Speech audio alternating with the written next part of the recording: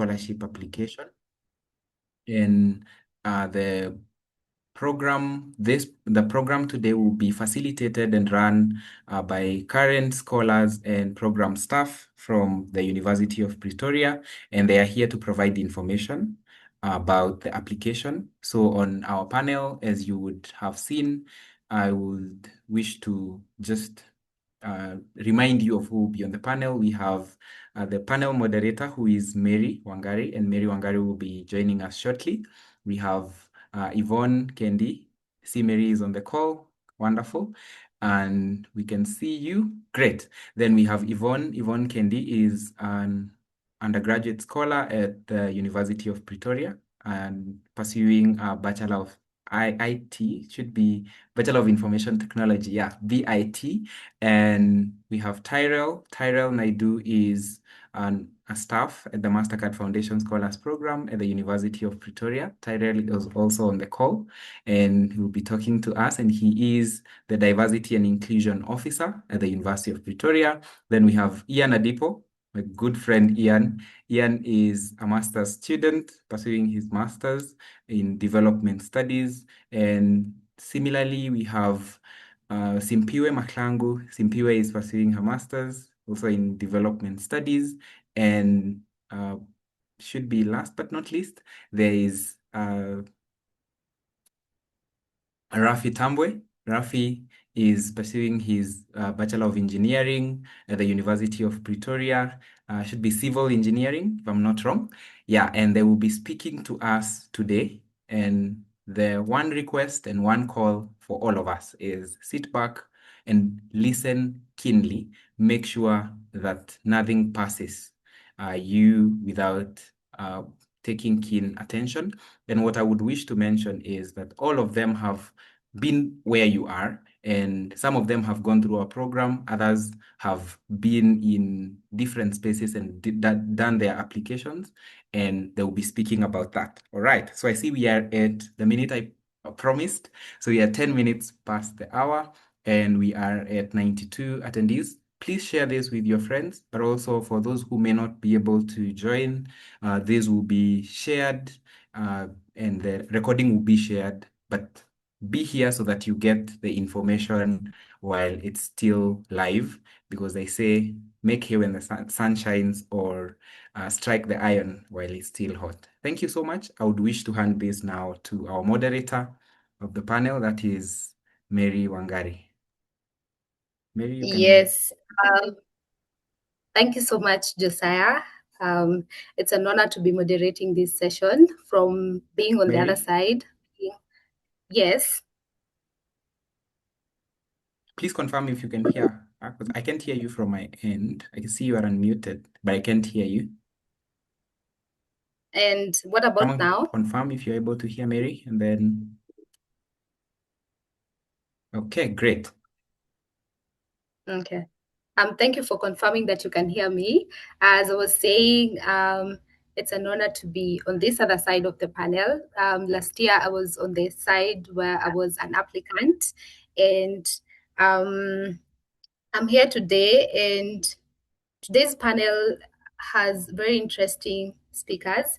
And for myself, like last year when I was applying, I used to attend the sessions religiously, and I would always attend with a notebook. So I urge everyone to please have the notebook ready, because the insights are going to be dropped. And hopefully next year, we can see you on this other side, having applied successfully and joined us. As you've heard, my name is Mary Muthoni Wangare. I am a lawyer by profession, and I am a Mastercard Foundation Scholar at the University of Pretoria.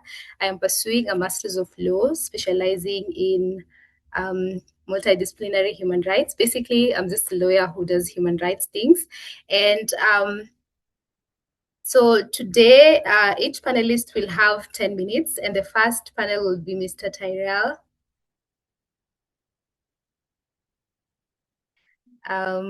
Yes. Yes, karibu sana. Okay, Mr. Tyrell is the Diversity and Inclusion Officer at the Mastercard Foundation Scholarship at the University of Pretoria. And to start off, maybe you could introduce yourself and tell us something.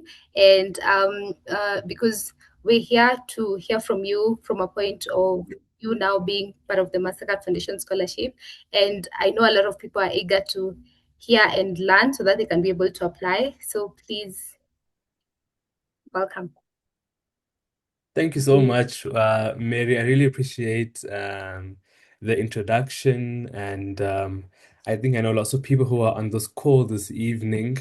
Some who I've met in person in Burundi. I see Mrs. Senono here, who I met in Burundi, as well as some of our neighbors from back home where I'm from in KwaZulu-Natal. So it's good to see everybody, um, and also to share what we're looking for from the side of the Mastercard Foundation Scholars Program at the University of Pretoria, being in the actual office and having vetted some of the applications of the people who have come through. And so I see that you have a schedule of questions that I'd like to go through. Um, and if there are any subsidiary questions that come up from those questions, I'd love for people to, as Mr.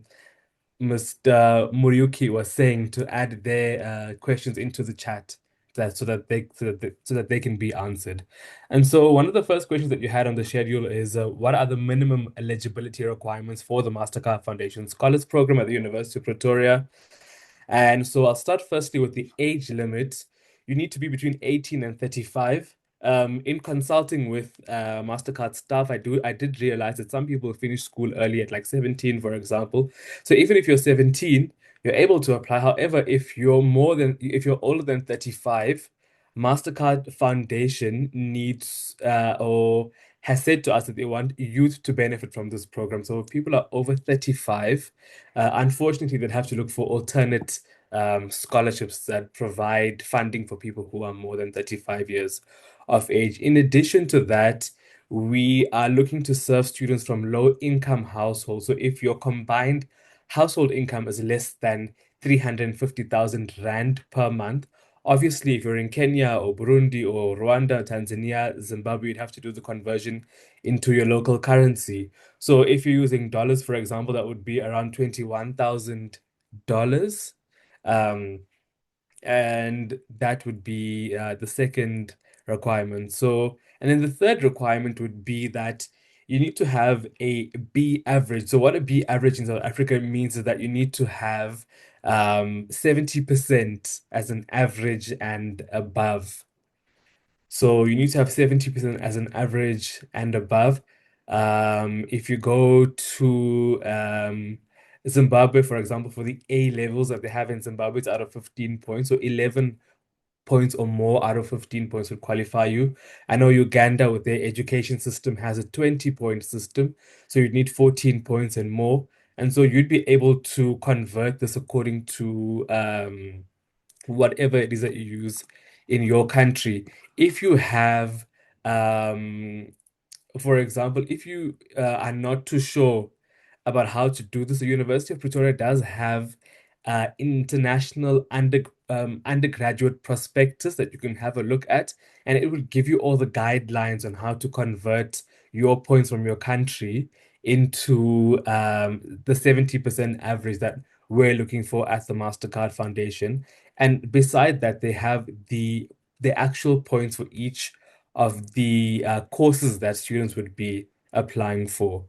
And so those are some of the basic things that we're looking for when we vet an application. If you don't meet one of those very basic um, requirements, we wouldn't be able to look at the application. So I see there's one very quick question that I could answer. So if somebody has a bachelor's degree, can they do a second qualification? So the second qualification would need to be a postgraduate degree. You can't come in for another undergraduate degree. So it needs to be the second qualification needs to be a postgraduate degree. And then I'll go to the second question, Modoni, on the schedule. Um, that says, what does the foundation look for in most applicants? Academics, leadership, or community impact? And to answer that fairly, I think I'd have to say, or I'd know that I'd have to say, a combination of these things. We're looking for a well-rounded student, one who's not just getting 99% for everything at school and then not doing anything to serve their community in any way. So I had I had a look at some of the applications that came from Better Mentor last year. One of them that stood out to me was a lady by the name of Bridget Karimi. She had a really strong application. The academics were there. She was doing really well academically. Um, she met the requirement in terms of the earning potential, and then also she wrote every single thing that she had done in her community. So if she had tutored students, she had that in. If she had done a course to better herself while she was waiting to get onto the Mastercard Foundation Scholars Program, she had that in. She had links. She did a really good job in her application. And I think that's one application that I won't forget for a very long time. And so what we're looking for in a person who's applying to the Mastercard Foundation is somebody who, as I said, is very well-rounded, who's doing things in the community, um, you're helping old people, you're helping your peers. If you're good at English, you're teaching English. If you're good at math, you're teaching math. So we need people who are all-rounders and not just focusing on their academics. One of the things that Mr. Charlton says, who's the recruitment officer when we go on our recruitment throughout the continent, is that yes, you can have 90%, but we're more inclined to take somebody who has 75%, but also is doing things in their community to better their community. And in essence, that is what the Mastercard Foundation is really and truly about. So going back to that question, we're looking for somebody who is well-rounded. Um, and so the third question is, are there specific priority fields of study or target groups for the scholarship cohort? And so at the moment, there are no specific priority fields of study. We do, however, have the question that creeps up very often. Do you support those in the medical sciences? And unfortunately, those who are in health sciences, we don't provide funding for those degrees, but every other degree from at the School of the Natural Sciences, from EBIT, even those who are studying in the humanities, those who are doing theology. We have students who are doing theology in the program. So everything, but not the health sciences, unfortunately. So I see people putting crying faces in the chat box, and I just want to address that very quickly and say, hope is not lost for you. We have multiple partners, affiliates of the Mastercard Foundation Scholars Program that you can chat. Go to and see, for example, Makerere University. That's one of the really good universities in Kampala, Uganda. They do offer medicine. So please don't just put. I think with this session, I would also like for you to know that all your eggs should not be put in one basket. We have many affiliate universities across the world, so please apply to them. And don't just look at one of the one of the universities that's within the Mastercard Foundation Scholars Program. Um, so we might, at a certain point, start looking for specific fields of study. I know other universities in Mastercard Foundation are looking for or to sponsor just very specific courses. So whilst we're funding most courses, please apply. Please put in your applications through us. And then going into the part of the question that talks about target groups. Yes, yes, yes, and yes. So with target groups, we're looking for young people across the continent. The Mastercard Foundation is mandated to have 70% of females. So it doesn't mean that we're not giving males a chance on the program. So please, if you're a male and you are in this meeting, do not apply. We want you to apply to apply. Um, we have, I think, around 60% of females in our program and 40% of males. And so we're working slowly towards closing that gap and making it what the Mastercard Foundation has mandated us to get. But also we're looking to get more people with disabilities on the program. So if you're a person with a disability, please apply to our program. We have full support for people with disabilities. We have something called ADIS, which is our disability unit at the University of Pretoria, where we assist students with disabilities. Those students who have visual disabilities in our program have specialized laptops for their use. They are put in specialized rooms at the University of Pretoria. In addition to that, we have people who have physical disabilities, and so they are given specialized wheelchairs, and there is full wraparound support for those who are with disabilities. And then lastly, I want to encourage those, because I did see that people are from Dadaab, which is a refugee camp in Kenya. I'm sure that there are people from Kakuma as well. Um, and so, if you're from a refugee background, please apply. Refugees, asylum seekers, those who are from internally displaced. I know we have people from Cameroon in our program who are just internally displaced within the country. We also would like to open it up to people from Nigeria who are internally displaced and the rest of the continent. We need to have 25% of people who are from these backgrounds, from refugee backgrounds on the program. So we're going about this in a very intentional way. And so we implore you, please apply. Our numbers have gone up for people with disabilities in the past academic year from 2 to 8. And then for people who are from refugee backgrounds, it's grown from around 10 to 35. And we're hoping for that number to double in the next academic year. So I hope I answered the question about the fields of study and the target group for the scholarship. Then I'll go on to the fourth question, Great. the penultimate Mhm. question, which is, what are the most common mistakes applicants make during their application process? What I would say is that people rush, they leave it till the very end, and then rush and end up omitting things. Now, I would ask for all of you to be like Bridget Karimi. She took her time in her application. She took her time. She made sure that everything was in there. Don't omit.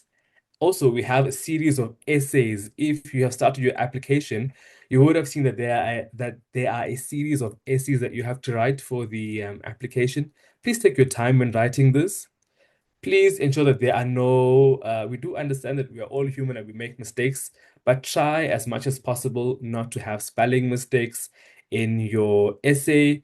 If they have 20 lines for you to write your essay, please make full use of all of those lines. So if you're typing out, if they say that the word count is 200, for example, please make use of all of those words. Don't write something that is 2 sentences long and shortchange us, because we want to see who you are and what you're doing. So those are the two major mistakes that I have picked up in the applications that I have seen. Um, uh, it doesn't extend to things maybe beyond that.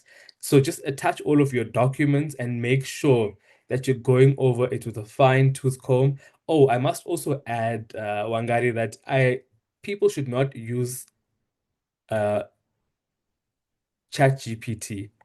Yes. So So if you are using any sort of AI, we can definitely tell. I have been a language teacher for a number of years. If that lands on my desk and you're using ChatGPT to do everything on your behalf, I don't know how you'd be as a student at the University of Pretoria. And I'm not very inclined to moving your application to the next stage. We go through your applications with a fine-tooth comb.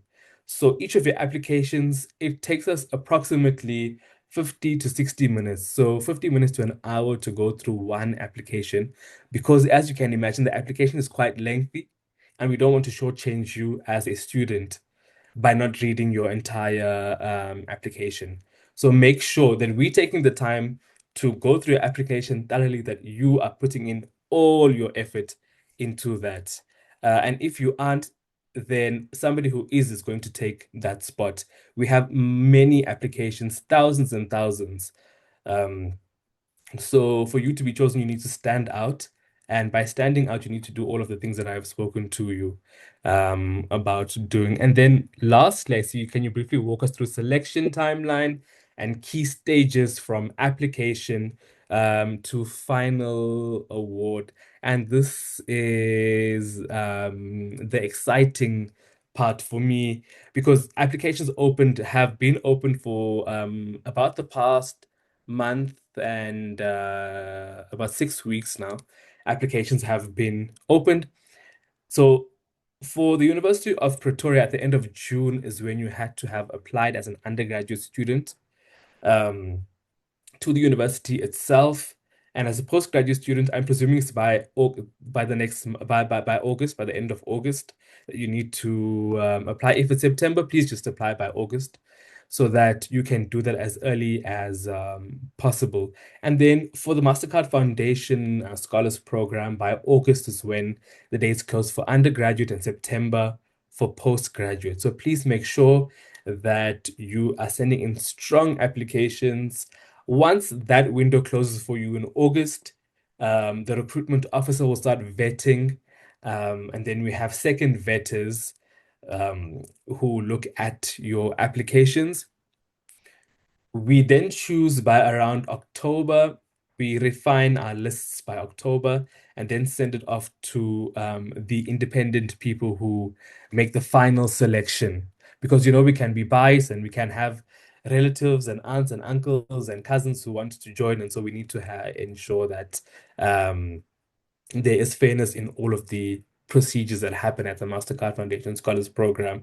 And so, with that being said, by October is when we send it to the external reviewers, and then it comes back. And then we give out the final awards by mid-November, early December is when people get their awards. And then, as you know, Wagari, that in January is when you come and you go to this nice five-star hotel and you stay there for a bit of time and you have your orientation and you get all of these nice Mastercard t-shirts and packs and laptops, cards with South African rands on them. And so I really and truly encourage you, all of you who are on this call, all 142 of you, to apply to the Mastercard Foundation Scholars Program. We'd love to see you next year. I am pleading with those people who are from refugee backgrounds, who are people who have disabilities, because that's my portfolio as the diversity and inclusion officer. Please apply. Please. How do you say please in Swahili? Tafadhali. Please apply. Please apply. We'd love to see you Tafadhali. next year.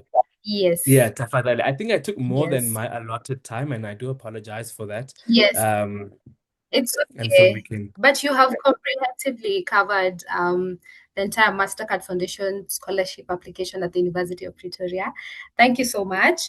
I think with that, people are now equipped to carry on with the applications. Thank you for reminding us to apply in good time. And I'd also love to encourage people to keep refining their essays. For myself, I applied in 2024 so that I now getting to become a 2025 scholar. But my application at that time, it was very substandard. I didn't know how to properly apply. And now in 2025, I signed up to Betterment Africa and I worked with them the entire year, 2025 last year. And by the time I was submitting my application in September, I can tell you it was good and I got accepted. And that is why I am here today sharing and encouraging you. So the Mastercard Foundation Scholarship at University of Pretoria, the application, you might see those essays and get discouraged, but as Mr. Tyrell has guided us, please apply everything. Please write those essays, put in all the experiences that you have, put in every leadership certificate, everything, every recognition that you have ever gotten, please put it there.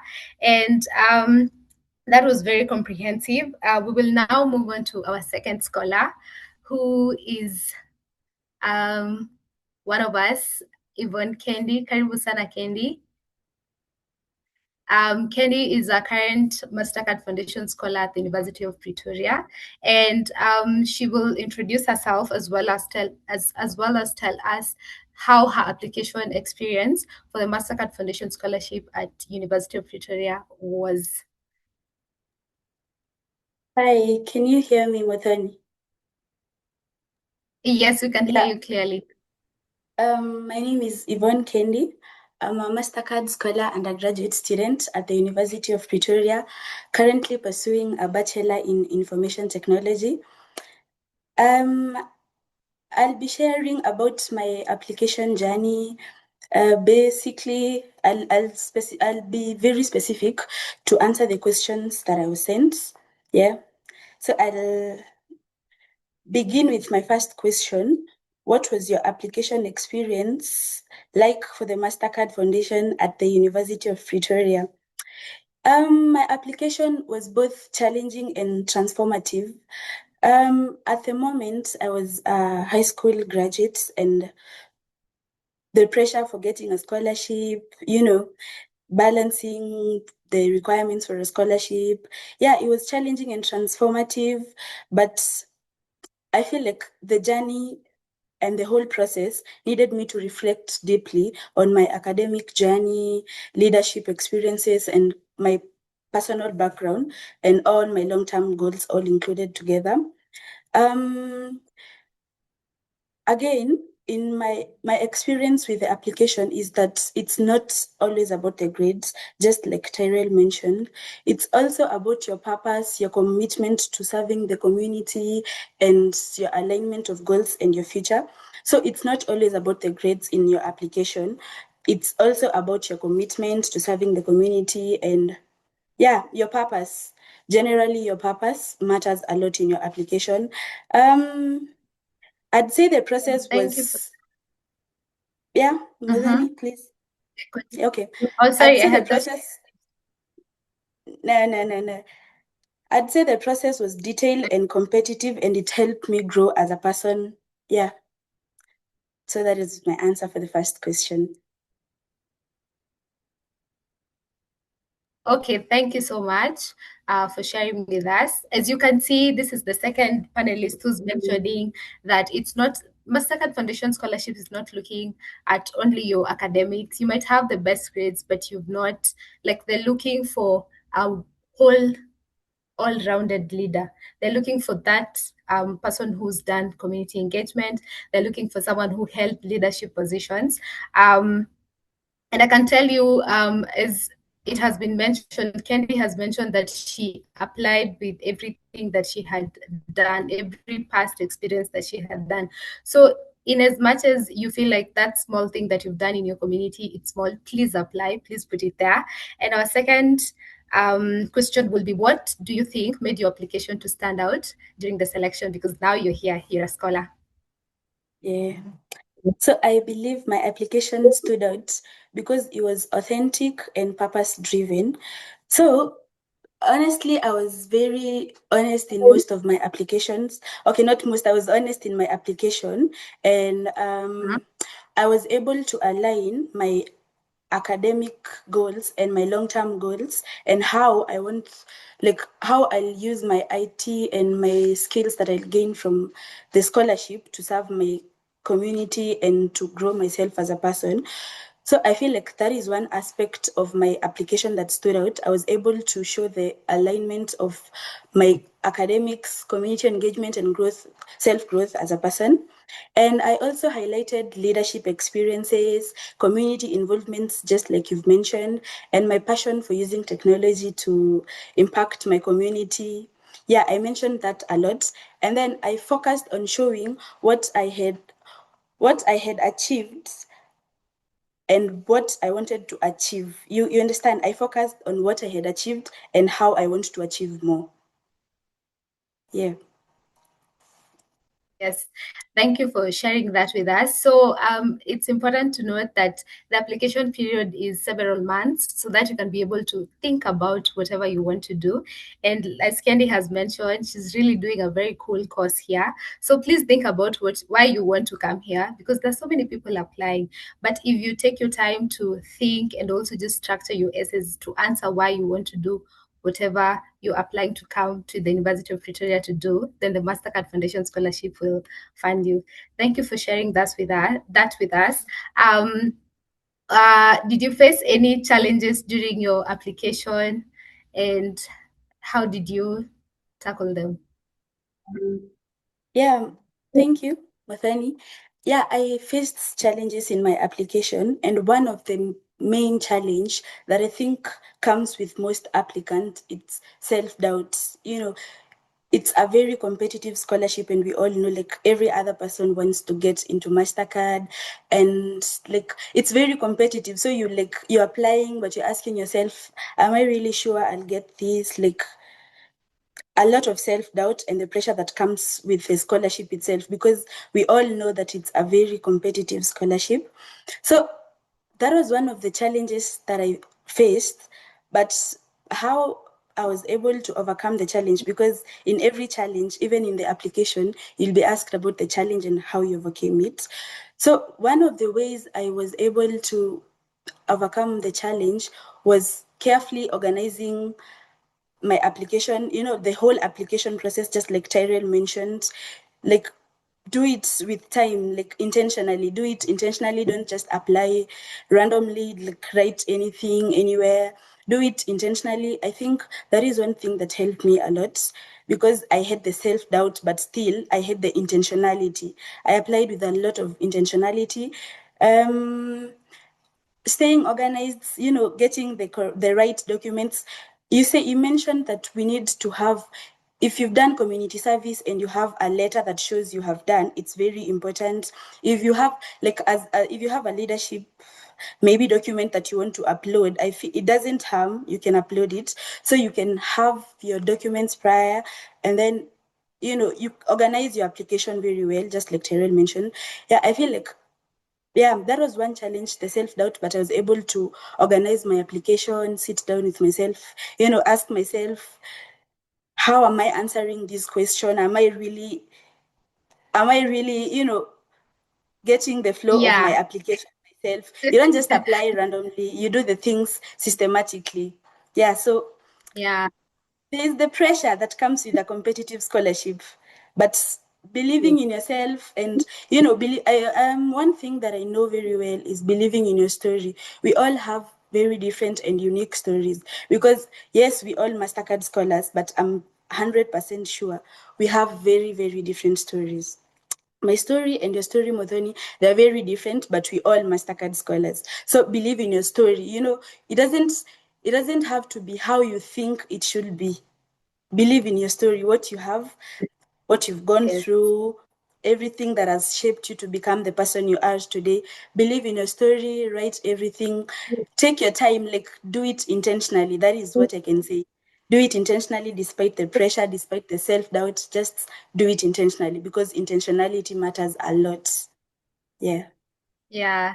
Thank you so much for sharing with us. I'd urge everyone to be very intentional and also just believe in yourself and submit your application. For myself, submitting my application last year, I actually submitted it on 29th. And for the postgraduate scholars, the deadline was 30th. But then my application, I submitted it at that time because I had worked on it like intentionally every single day. So as Candy has mentioned, please be very intentional and also put everything that you've done there, every certificate, every recognition, please put it there. It's very important.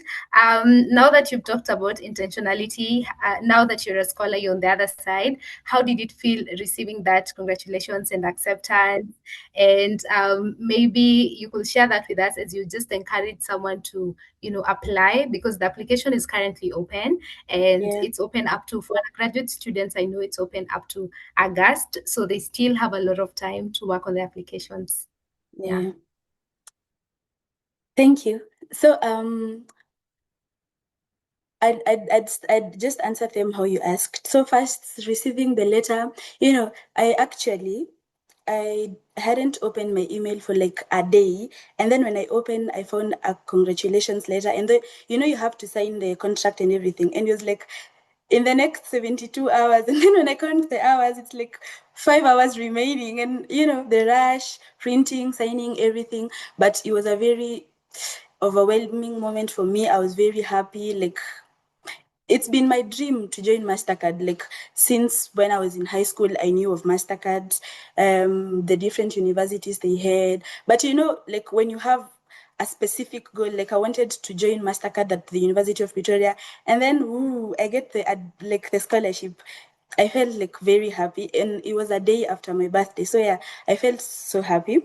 Yeah, and as a current scholar, yeah, as a current scholar, my advice to the applicants, just like I mentioned earlier, it's intentionality. you don't, when applying, don't try to impress whoever is reading your application. You know, that is what makes most of us lose it on the way. You're applying, but you're like, will they love my English? You know, is this story valid, or should I like find a different story to add on top of my story to make them very emotional? And you know, no, I feel like intentionality matters a lot. Talk yourself out, like be yourself, talk about your story with purpose. You don't have to like write what you want them to read. That is what makes most of us lose it. You write what you want Mastercard to read. You paint an image of who you want them to see.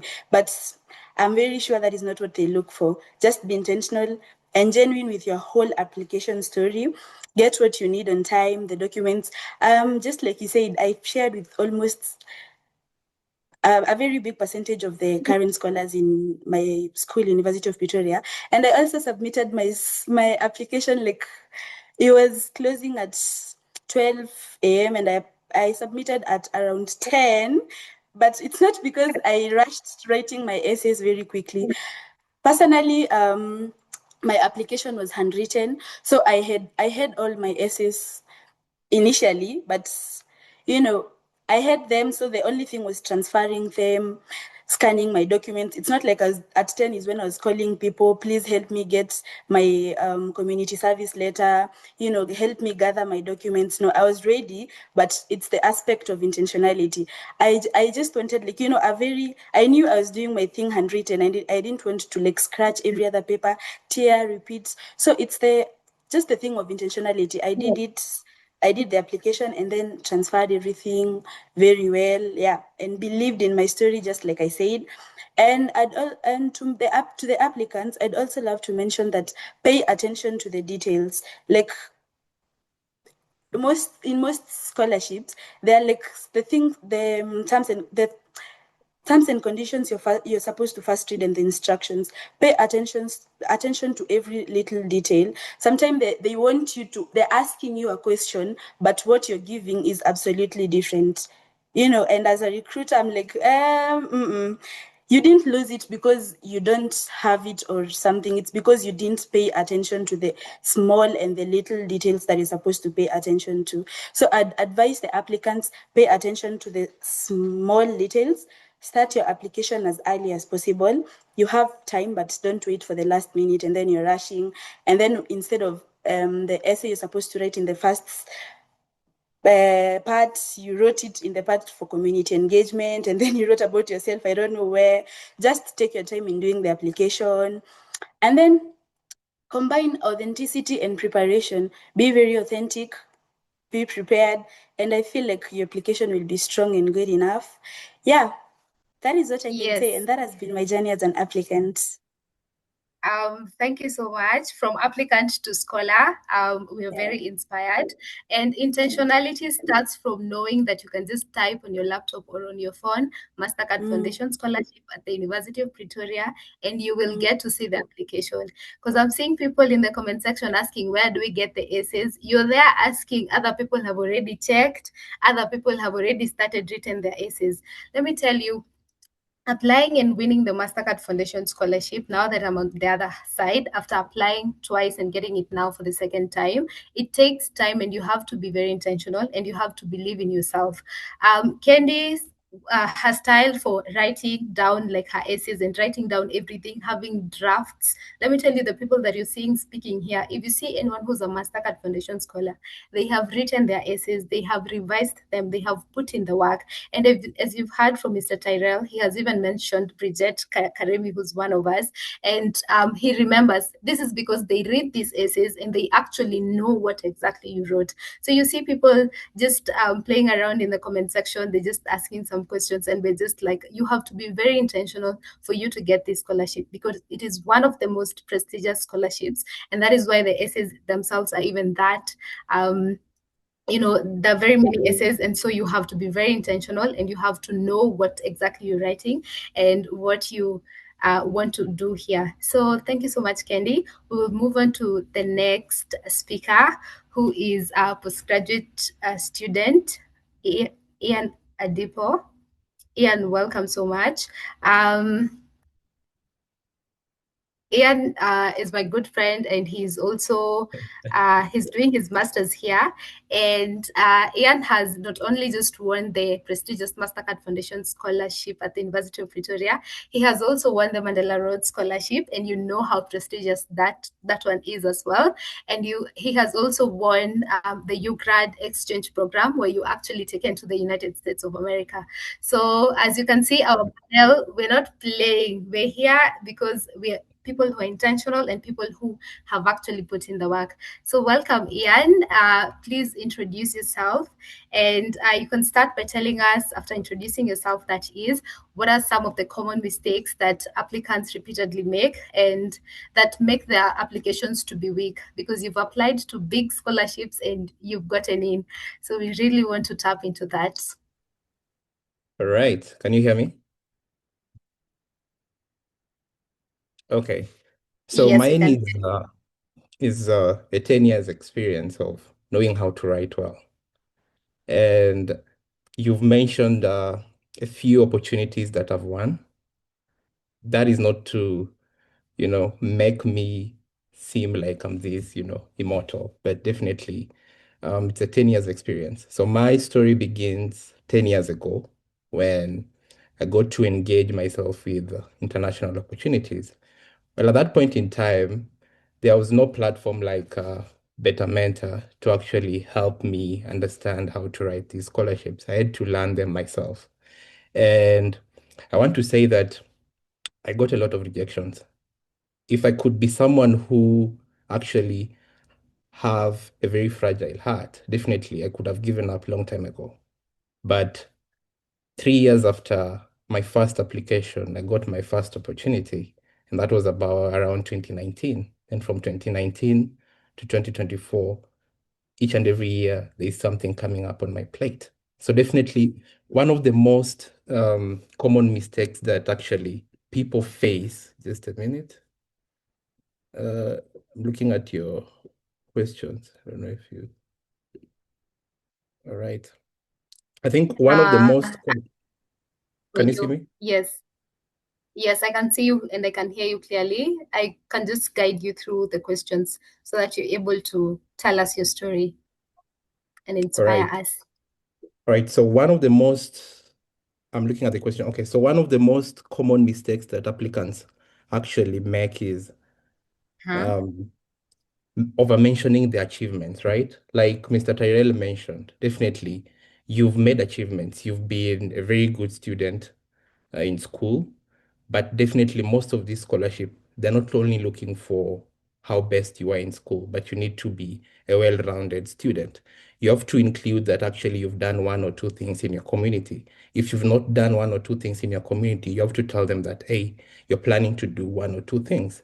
Most of them revolve around social change. What kind of solution are you trying to bring about in your community? So most of them really focus more on that, and they're big in that as well. Another common mistake that actually applicants always make is, underestimating your story. So most people have strong stories, but definitely they don't know how to put them, they don't know how to put them into a very nice, rigorous story. So you have to understand how to do your storytelling. And I think most of the time, Mr. Miriuki normally have, these kind of platforms to actually walk you through on how to curate your stories. And mostly we had one session last year whereby we told you how to actually write your essays using the SMART method. And another common mistake that actually uh, people make is, trying to not understanding the values of the scholarship. Like Madam Kendi mentioned, you're trying to write things that actually you're not asked. So most of these scholarship, they have what they want you to tell them. And if you don't include that, definitely you're off. Yes. Wangali, another one? The question? Yes, thank you so much for sharing that with us. My second question will be, I think you've kind of tackled that in tackling the biggest pitfalls that you have observed, or rather some people usually like encounter when they're submitting their personal statements. And I'd love to just highlight that Better Mentor Africa, like you can just type on your laptop or on your phone, you'll be able to see the website, you'll see, and we even have YouTube videos where we've gone through these applications. We have our contacts there, and most of you don't even get in touch, and then now you're asking repeat questions in the like comment section. And Ian, you have comprehensively like told us about some of the common mistakes that people do in the applications. And some of these mistakes might seem small, but they cost you a lot. And Yeah. these small mistakes are the ones that make you to not get these scholarships. And so it's really important to remember not to make those small mistakes. So if you could Yeah. kindly give us one strategic piece of advice, and what would it be to get into competitive scholarships such as the Mastercard Foundation Scholarship at the University of Pretoria? All right. So I made sure I gave 5 points. I'll just briefly go around them. Yes. And this is actually interesting because most of us really struggle with this first point. And it will be, don't let rejection define your worth. Like we say with Mr. Josiah most of the time, rejection is redirection. We call them love letters. You'll receive the love letters. They'll be there. You'll find a lot of rejections, but let that define your worth and your story. You own your story and you have to believe in your story. If you only know how to write your story very well, then you got this. You have to believe in yourself. The second one is you have to build substance. How do you build substance? Like we mentioned earlier, you have to own your story. You have to really understand what you're writing. And also, if you've done anything related to community engagement, if you volunteered somewhere, you have to make sure there's impact. Like, what did you do? What did you help that organization or that company achieve?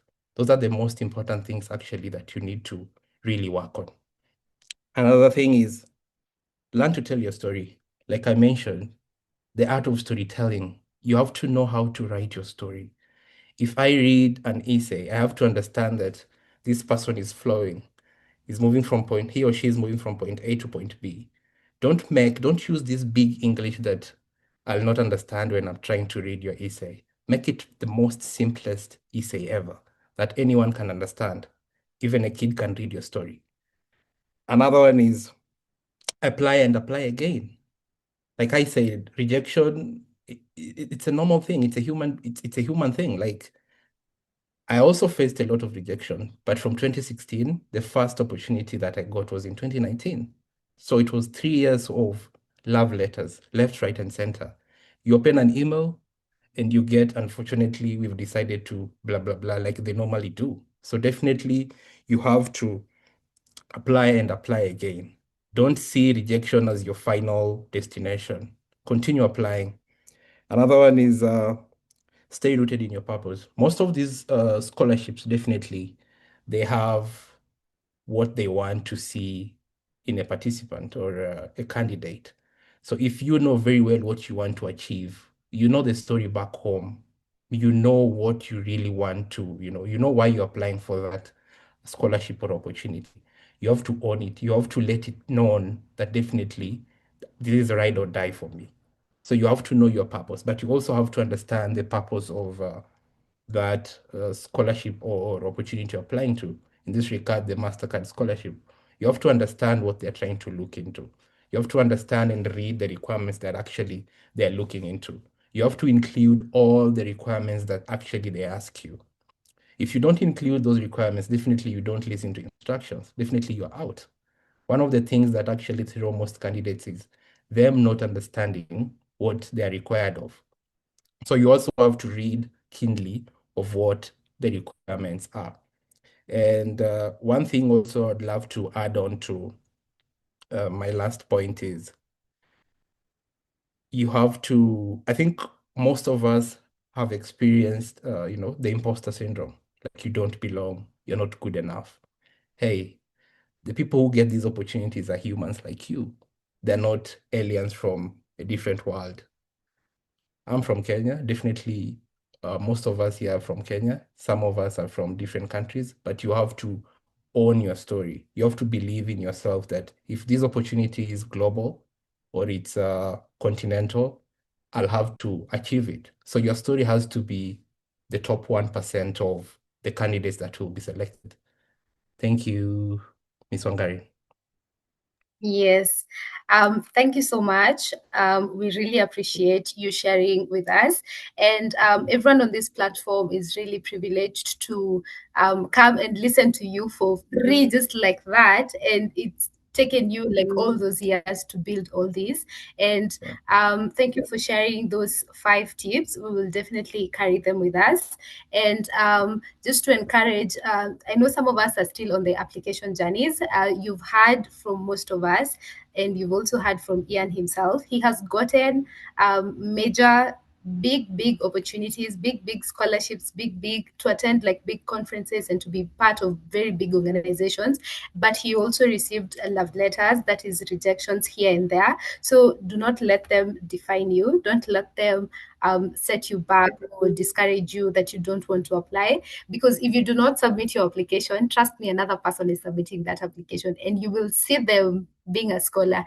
And most of these applications really require you to be resilient, and they really require you to try again. So even when you're feeling the self-doubt, as was mentioned by Mr. Ian and even Kendi as well, when you're feeling like you're doubting yourself and you're feeling as if it does not make sense, please just continue working on your application and make sure you submit it. And also, every other person that has spoken here has spoken about writing your story and being very authentic when it comes to your story. Like your story is whatever thing you've done in your community. Let's say just write it well in a way that shows that you actually understand what you do. For example, I usually visit maybe my local church and I do this and this, and it has helped maybe 150 like children from church transition from point A to point B. That is how you write your story. And please do not disqualify yourself. As Ian has mentioned, that small thing, when you're doubting yourself, other people have applied to it and they're also human beings like you. So I think so far so good. We're feeling very encouraged. And Sorry. he has also something else. So Yes. I forgot one, myth that normally goes around, that only the smart people are actually, get these opportunities. Hey, it's not only smart people that get these opportunities. These opportunities are for everyone. You have to be a well-rounded candidate or student to get these opportunities. So not only smart people get these things. When you have a belief that only smart people get these opportunities, you are ruling yourself out. You're putting yourself in this echo chamber that you cannot get opportunities. And definitely if that kicks in, definitely there's no opportunity you'll be getting. That's it. You won't get any. No. Yeah. We will be having an open session for everyone to ask their questions. So if we could kindly just move to our next speaker, who's Rafi Tambwe.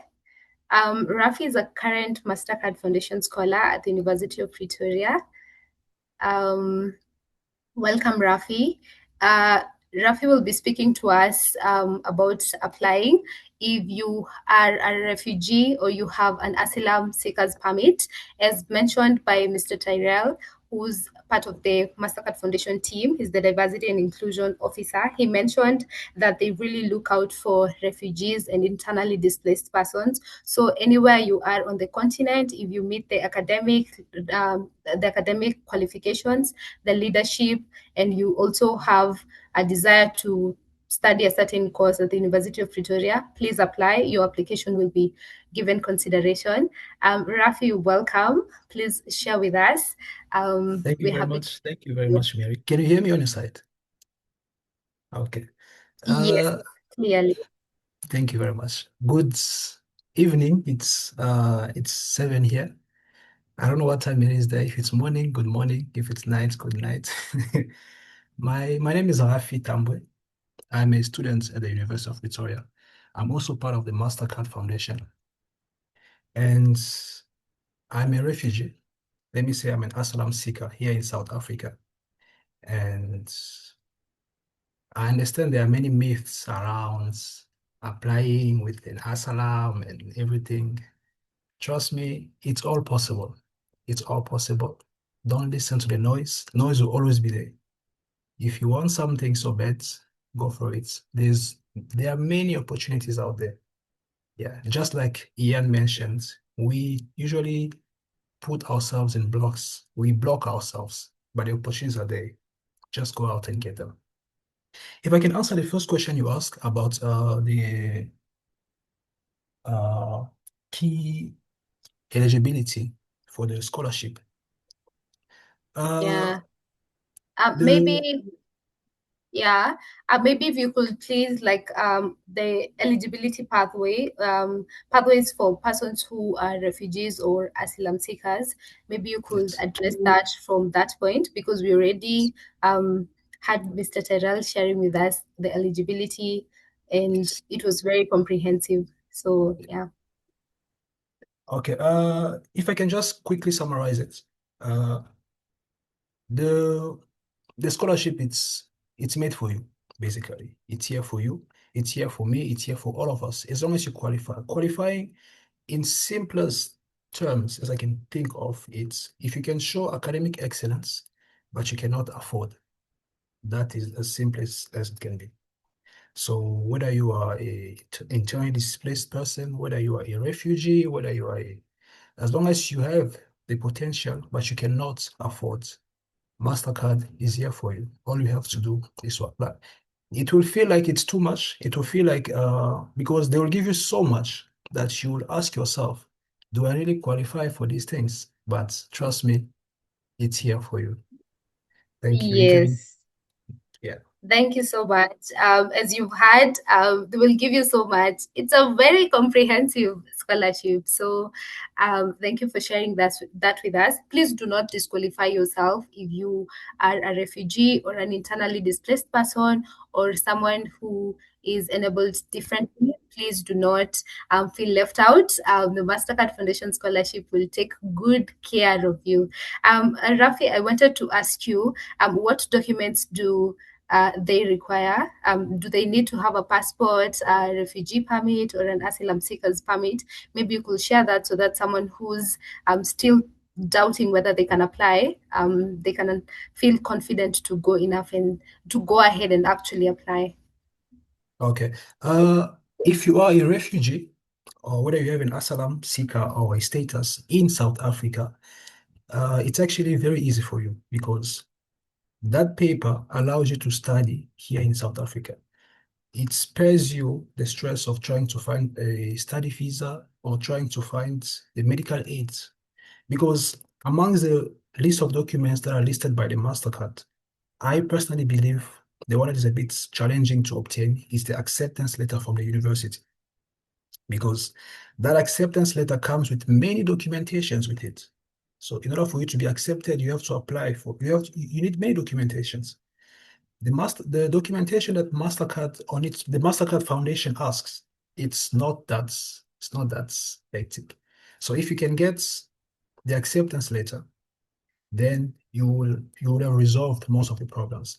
With Yes. with refugees in South Africa, your paper allows you to study, so you don't need a visa, you don't need medical aid, you don't need all you don't need if you did your high school here in SA, you don't even need SACCO.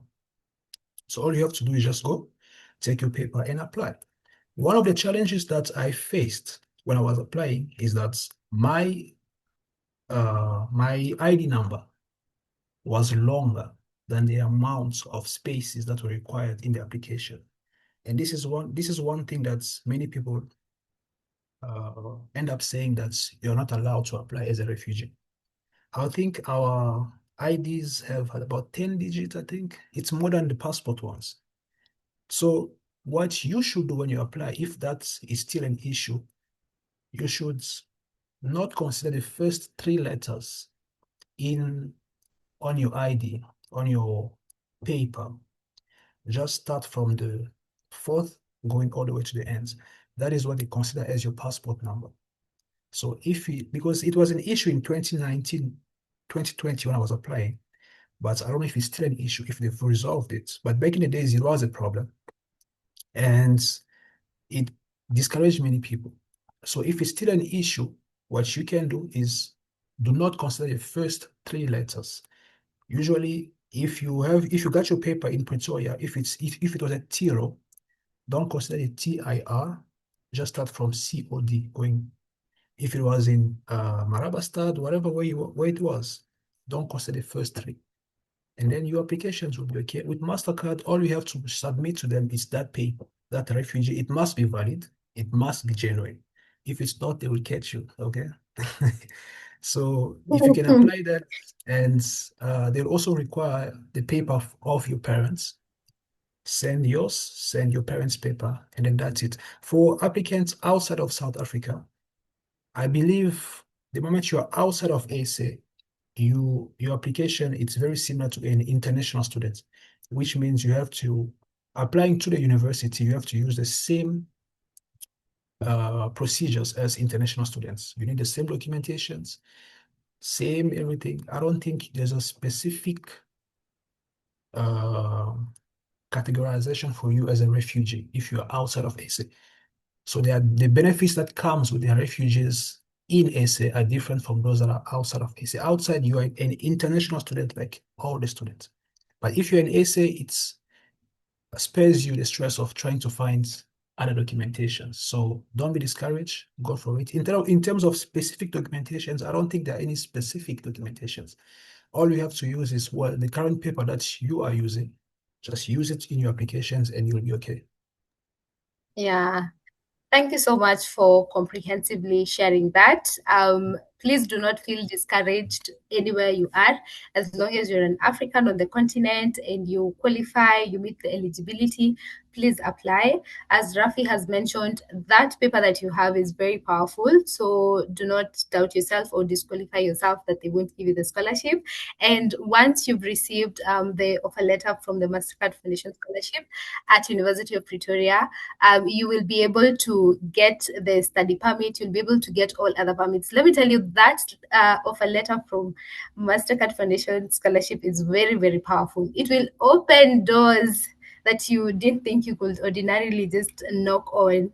Yeah. So thank you so much for sharing that.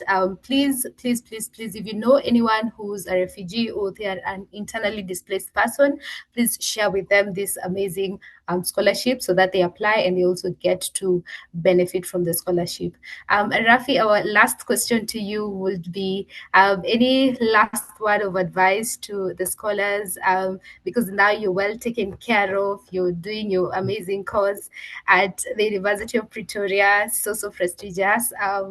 Anything that you would love to tell us as the last thing so that we move on to the last speaker? One thing I would really like to mention is in your application, try to answer the question that are being posed to you. So what I mean is, when you're applying for the Mastercards, if you go through all the documentations, there's a specific sentence that they keep on mentioning, which is giving back to your community. They are very, very, very keen on that. They'll give you everything. They'll pay for your fees. They'll give you an expensive laptop. You'll never sleep hungry. If you sleep hungry, it's your choice. They'll give you all these things, but what they are asking of you is to return and give something to your community.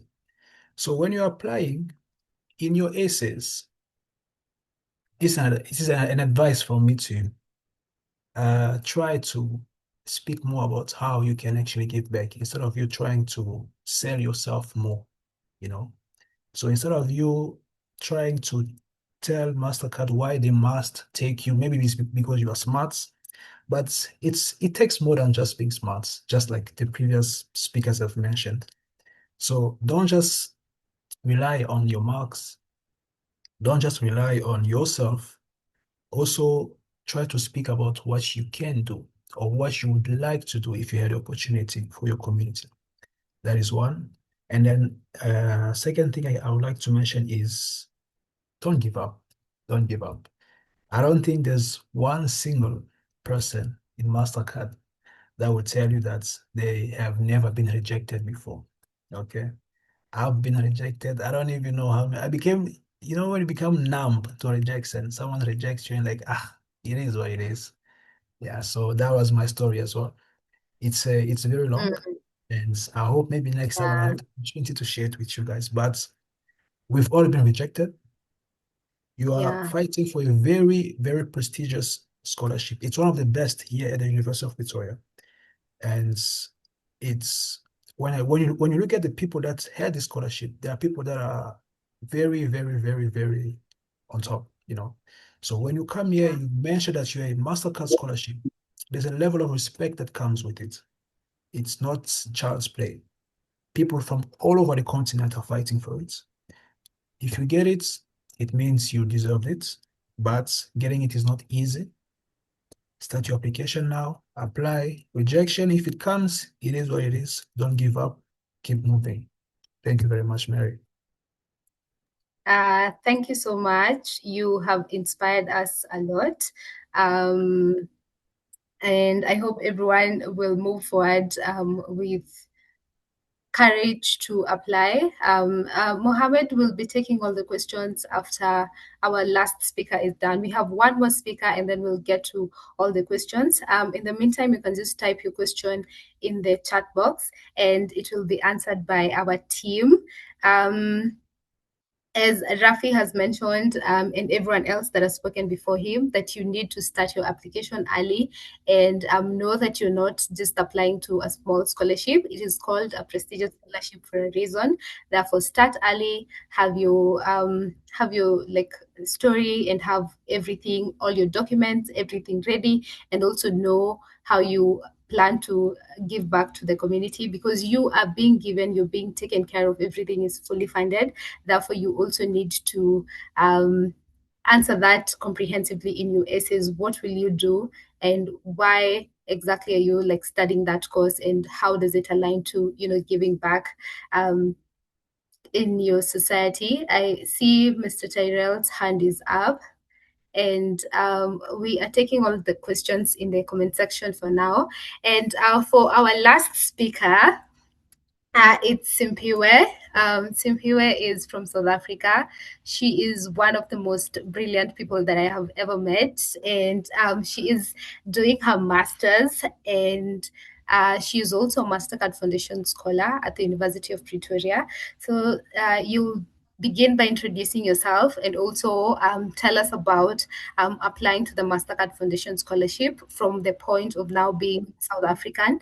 And you could guide us because I've seen people in the comment section asking if the students at the University of Pretoria can they still apply because we have the Mastercard Foundation scholarship funding people for their undergraduate, for their honors, and also for their masters. So you could kindly take us through that. Thank you. Hi guys, I hope you can hear me. Can you hear me? Yes, we can hear you loud and clear. Okay, so my name is Sampiwe Mahlangu, and I am from South Africa. I am a Mastercard Foundation scholar at the University of Pretoria, currently doing my master's in development studies. So just to begin with how I applied for Mastercard, right? The Mastercard Foundation scholarship. It was through networking, honestly. I was an unfunded student last year while I was doing my honors at the University of Pretoria, and I was staying in one of the tax races. And when I tell you guys, you cannot be a Mastercard Foundation scholar if you do not love people, because that's where you're going to get opportunities. So it's very important that you put yourself out there, network, talk to the people you pass every day, because that is exactly what happened. I met one of my best friends, Peter. He is from Malawi and he is also part of the Mastercard Foundation scholarship. And I met him last year at RES, and I would share with him that, oh my goodness, I do not have funding and all of this and all of those things. And I would see him like coming in and out of race wearing Mastercard Foundation scholars shirts, and like they have like cute jackets. I still want one. But yeah, they have like all of these cute jackets and stuff. And I would be like, wait, are you a Mastercard Foundation scholar? And he was like, yes, I am. And we started talking about it. And that's when I found out that it's not only for people outside of Africa.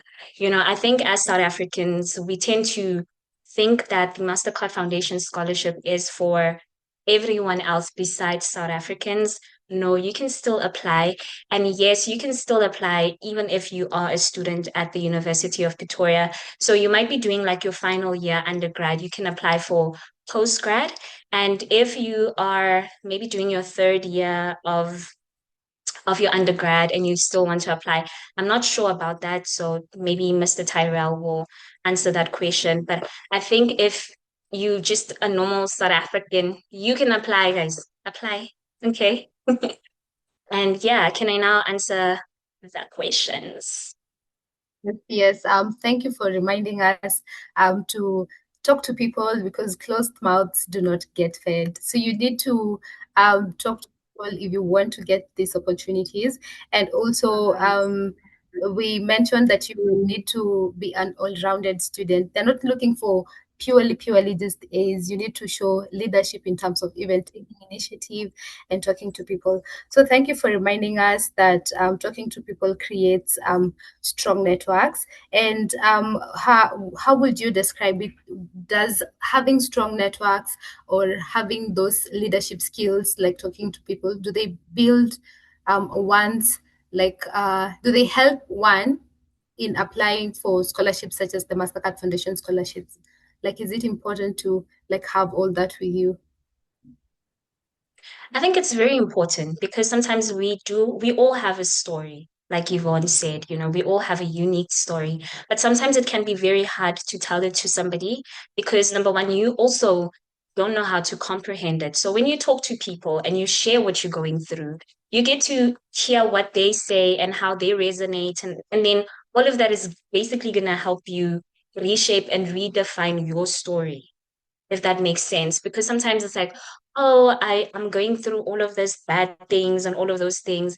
And then we have this imposter syndrome, like Ian said, where it's like, well, no, you still don't qualify. You're not smart enough. You're not, and then you start speaking to people and you see that it's more than just grades. There's also the community work that you do, the volunteer work that you do. You saying hi to some random stranger in the streets, that is social change in a way. So I think that it's very important that you start where you are, start small when it comes to networking. If you are in high school, I'm sure there's a whole lot of opportunities inside the school where you can go volunteer. You can go volunteer at the school's kitchen and wash the dishes. That is social change. Or you can go to the local farm where you stay and help with the chickens. That is volunteering. You don't have to now wait for opportunities that are so big, like the UN, or can't think of any, but like it has to be where you are. And I think like with networking again, I love LinkedIn. If you have social media where you are, I would highly recommend that you create a LinkedIn profile. Trust me, you're gonna find Mary there, Ian there, Rafi there, everyone that has spoken here today there, and you can reach out to them and they're gonna be happy to answer your questions about absolutely anything. So just don't be afraid to be like, hi girl, like I see that you're a Mastercard scholar. Can I please ask, or can I send you my essay? Can you read it for me?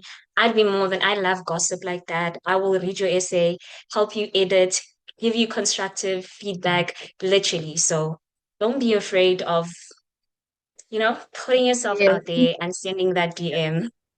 Yeah, and that is the only way that you get to be seen, by putting yourself out there. Like, some of us come from communities where we do not have even like big names, in our communities. Even if we mention where we Yeah. come from, people will be like, "There's not even a place." But if you put yourself out there, you will be seen and you will get these opportunities. And you can see Simpiwe here was able to talk to someone and she was able to apply as well. So I know on LinkedIn you're quite active, and I know it has brought you opportunities as well as put you on the map. So maybe you could encourage people to join LinkedIn, because I know a lot of people are afraid to be on there and sharing, but it is really important even in documenting your journey. Like share, any small thing that you do, share it on LinkedIn, or even just update your the current things that you're doing. It's very important so that the right people are able to see you. So maybe you could speak on that for a little bit, and then Yeah, I know LinkedIn can be very scary. Like you create a profile and then you click on Ian Adipo's profile and you see that, oh my goodness, this man has done a whole lot of things. Don't be afraid of that. Just be inspired, honestly. On LinkedIn, you can build your story. Like I said, you have to start where you are. If that's like a community farm with the chickens, tell us, take pictures, come back on LinkedIn and show us that, yo, I was playing with the chickens. We're gonna love that. And it's another way of showing the Mastercard Foundation scholarship people that you are actually doing something. One of my favorite LinkedIn people is Tyrell. He has traveled 30 countries in 30 years. Like, make it make sense. And when you go through his profile, you get to see all of the places that he has been to. And that's amazing. It's like you don't have to now always be like, oh, hi guys, I'm pleased to inform y'all guys that I got I don't know, a scholarship. It's not always about that. So anything that you are doing is worth sharing on LinkedIn. Okay. Like when you go on my LinkedIn, it's very chaotic. I share every little big, small, everything. I share. I could pick up like 2 rand and I'll be like, guys, I picked up 2 rand. Can you imagine in this economy?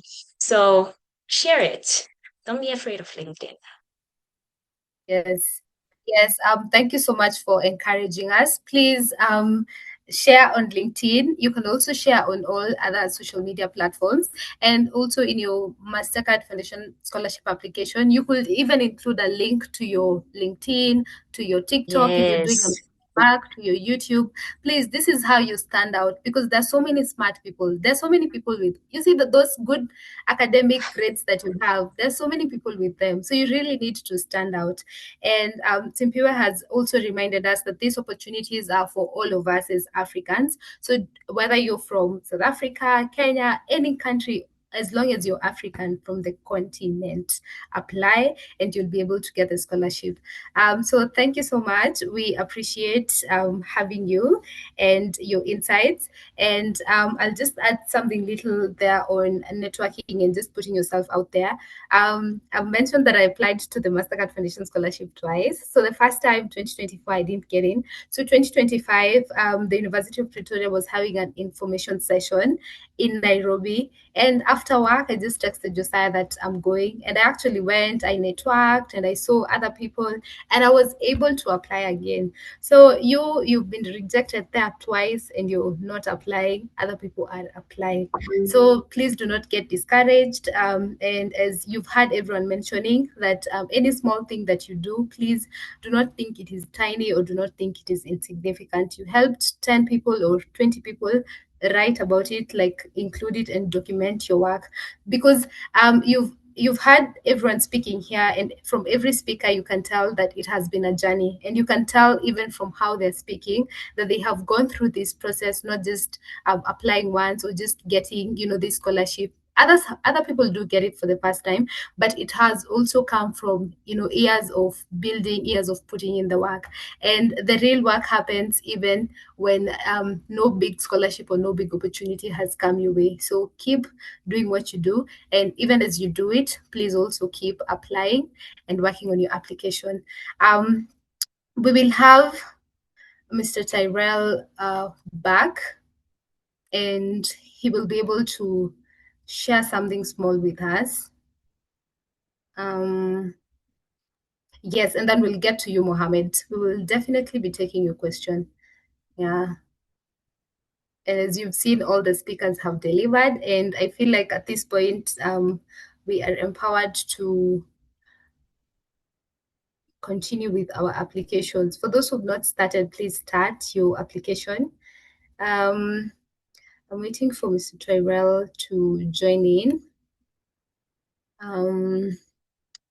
So in the meantime, if you're asking a question, please start by introducing yourself. You can tell us your name and your country, and then you ask the question, and we'll be able to answer you. Yeah. So for now, I'm only seeing one hand. Mohammed, you can kindly unmute and ask your question.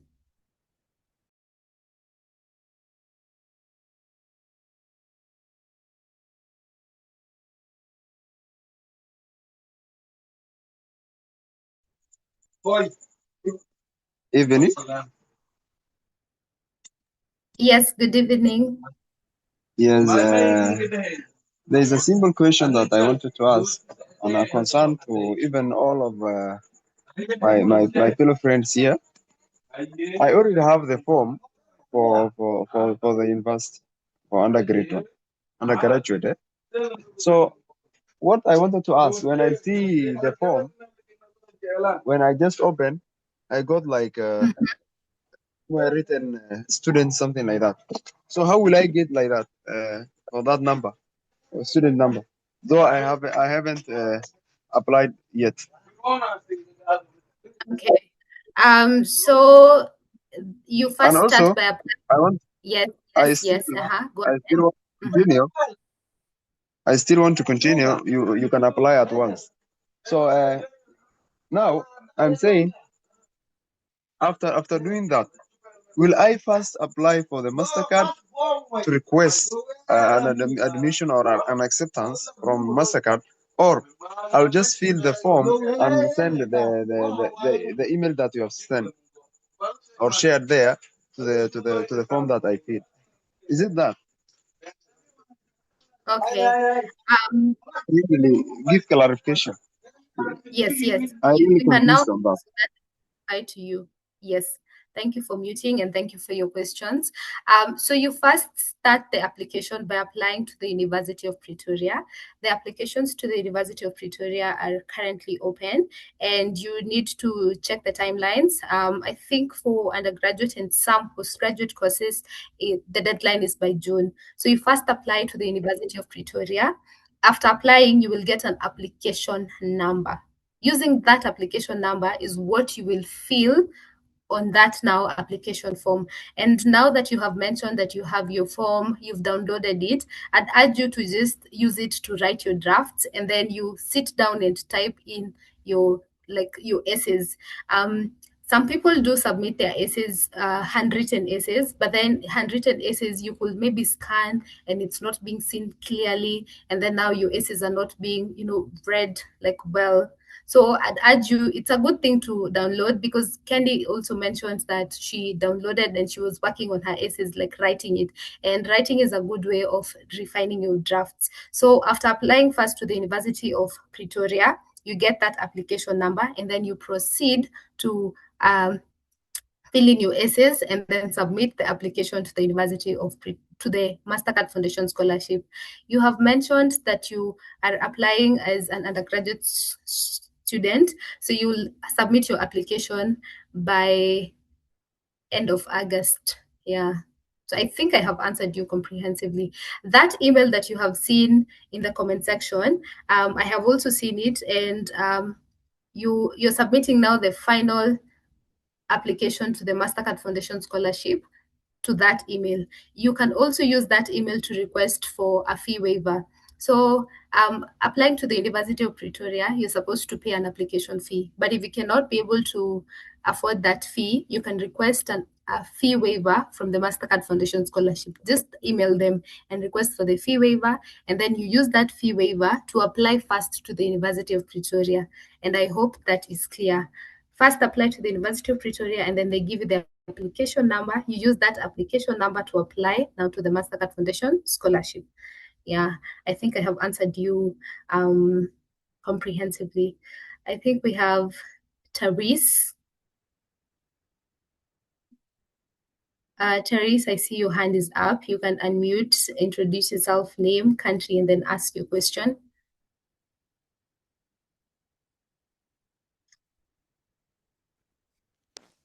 Hello everyone, my name is Talia from Cameroon. My main question is about the SAQA verification. Now I know it takes a while for sorry, can you hear me?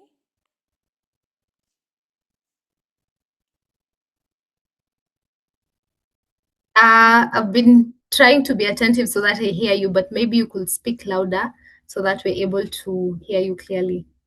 She's asking about the SAQA application.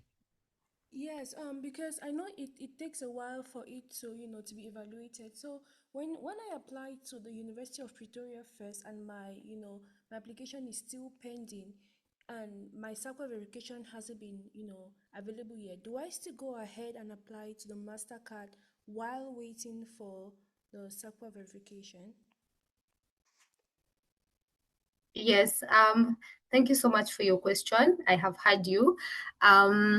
So for the SACA verification, it does take time, and that is why we encourage everyone to apply as early as possible, because you need to upload your SACA certificate so that the University of Pretoria can give you final admission letter. And you can just submit your application without it, and then on the application page, there's where you can be able to indicate that you don't have SACA now, but you will upload it once you get it. That is what you can do. Because, and then now after you've submitted your application to the University of Pretoria, without SACA, they will admit you, yes, but they will give you a conditional admission letter where now the condition to be fulfilled is you uploading your SACA certificate. Yeah. So you apply and then you will upload your SACA application, but make sure you're applying for 4 or 5 months. And also, you don't want a situation where you already have the scholarship and then now you have an admission letter which is conditional, you have the scholarship and now you don't have SACA. And surely a lot of people have fought to even, other people even have SACA, but they don't have the scholarship. So don't be that person who has the scholarship and everything, but you don't have SACA. So just try to apply for it as early as possible so that you're also able to, once you get the scholarship, to come in good time and start your studies early, because some people also delay because of that. So apply for it this year and make sure you've applied early, and then first apply to the University of Pretoria, apply to SACA, and then apply now to the Mastercard Foundation Scholarship. Yeah. Okay, I've seen you've said thank you. I see no other hand. I have seen so many questions in the comment section, and I see we have Malfin Gadhogo. We also have Nicolas Ekata, who are Mastercard Foundation scholars at the University of Pretoria, and they are doing an exceptional job of responding to your questions. Thank you so much for responding to all the questions, and I see everyone is being answered comprehensively. I also see Fidel Oching. I think I know Fidel from the University of Nairobi. Yeah, or maybe it's another Fidel. But yeah, I see there's Wanjala. You can unmute and ask your question.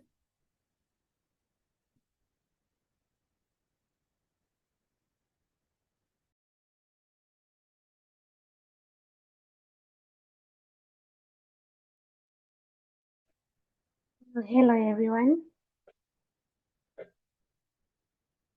I hope you can hear me.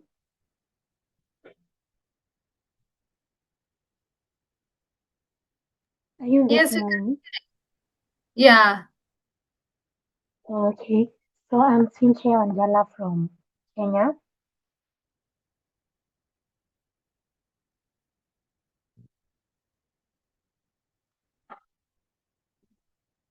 I'm Cynthia Wanjala from Kenya.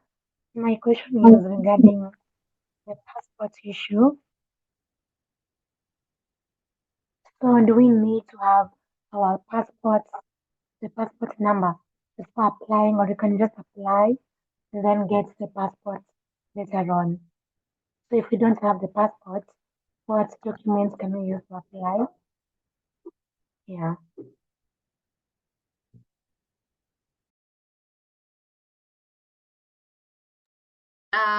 Okay, I think you can proceed with your application without having a passport.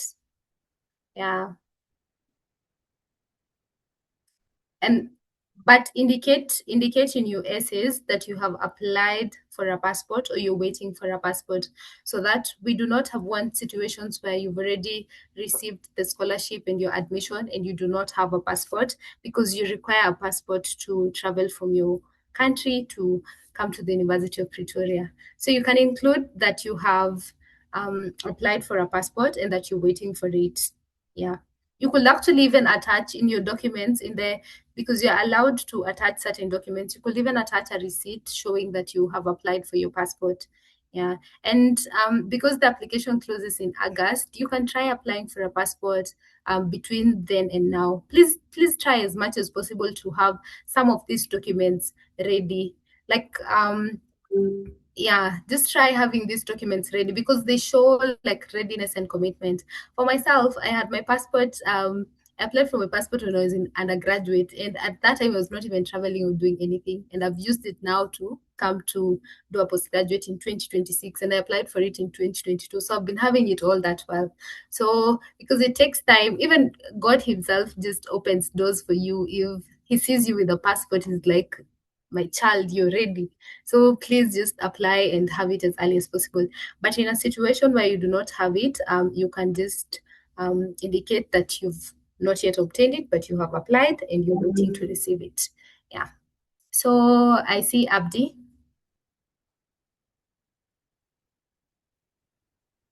Yes. Yeah. You can also use your ID number. Yes. I see Melfin. Thank you so much. Yes, you can use your ID number to apply.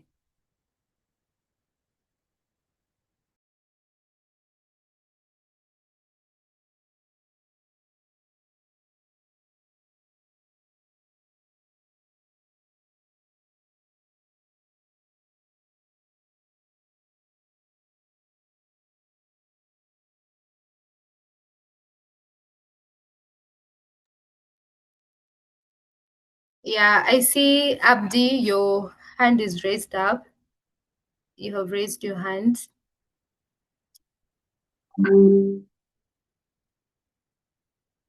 Okay, Abdi is not asking the question.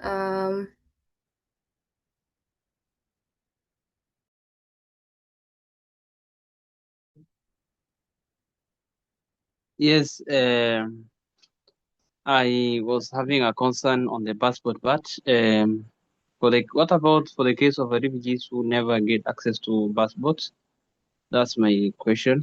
The other thing also is I was to ask also the admission fee.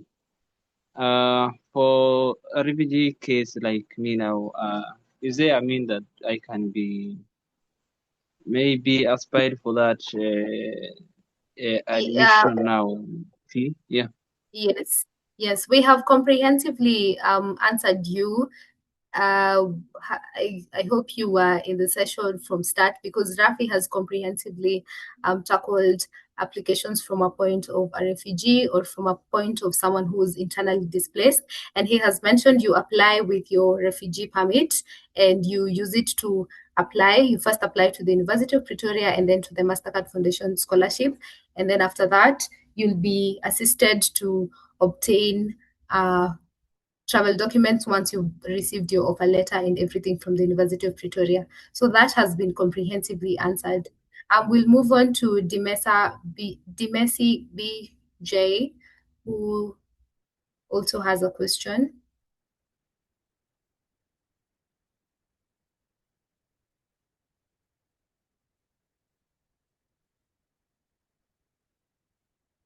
Good evening, everyone. Can you hear me? Yes, we can hear you. Good evening. Okay, thank you. I just wanted to know, as coming from a French-speaking country, all of my documentations are in French, and my country is a French-speaking country. Do I need the document that will like affect my English in my application? Okay. Thank you. I will let Mr. Tyrell answer that. I do not see anyone else whose hand is up for now. Mr. Tyrell, welcome. You can start by answering the message question.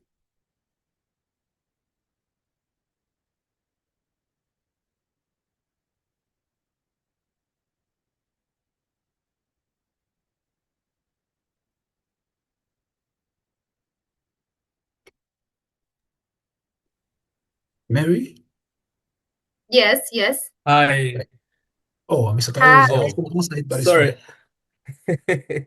Sorry, I couldn't unmute myself there. It was giving me this thing that says that I can't unmute myself. So thanks for unmuting me. Yeah, Demesi, we've spoken before about the translation of documents from French into English because of USAF that you're applying for. USAF, people working there at USAF wouldn't be able to read your documents if they are in French. So they need to be translated, as we've spoken about before, into English. So your transcripts, your certificates, whatever you're sending to us needs to be in English. Also, the people reading your application at the foundation, none of us are French speakers, and so we would need for that to be in English. So please get that.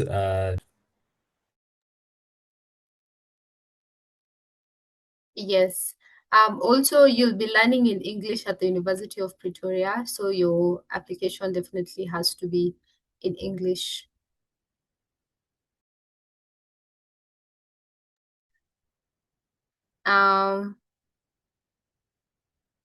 Thank you for sharing that. Mr. Mohammed, I see you have a question again as we wrap up because we've comprehensively tackled everything. You can unmute and ask so that we are able to.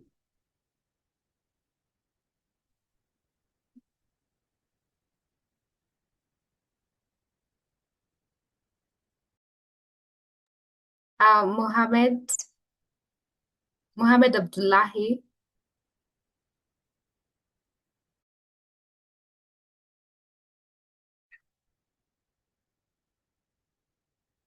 Okay. Yes, madam. Thank you so Yes. much for accepting me. There's a little thing that I want to ask, and which people are really confused here. One I want to ask is, can the person apply the university pass or admission or the Mastercard scholarship? Which one will he start first? People are confused in that question, and still no one has given out clarification on that. Which one will he We start? have been Yes, we have been giving clarification on that, and that is the same exact question that you asked, and I answered you comprehensively that you first apply to the University of Pretoria and you get an application number that you use to apply to the Mastercard Foundation Scholarship. Yes. So you first apply to University of Pretoria, you get an application number that you use to apply to the Mastercard Foundation Scholarship. We have answered that. We also have recorded sessions answering that, and we've done so many YouTube videos. You can just check Better Mentor Africa on YouTube, and we've been answering that. Rafi, you wanted to clarify something to Abdi, who was asking a question on applying as a refugee. So Actually, I wanted to answer, I think it was Dimesi who was asking something about him coming from a French-speaking country. But Mr. Tari answered it as best as possible. So I think I'm good with it. okay, thank you so much. I also want to ask the other speakers if there's anything else that they want to share, because we've already covered everything comprehensively. I will give each speaker or any speaker who has something to say a minute or so, and then we can wrap this up so that you people can continue working on your applications, because we said they take time and we do not want to just submit applications like that. We want to put in the work and submit good quality applications. So anyone else, a speaker? All right. So, sorry, mine is just to echo on everyone's point. And I love to, open myself to help in essays. So if anyone is interested in sharing their essays with me,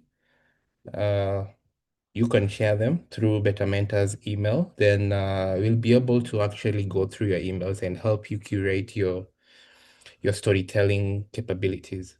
So if you are experiencing, challenges on how to go about your essays or how to streamline your story, definitely we'll be here to help you. Just make sure that you have Better Mentors email and you share them through the same email. Then we'll go through them. Thank you.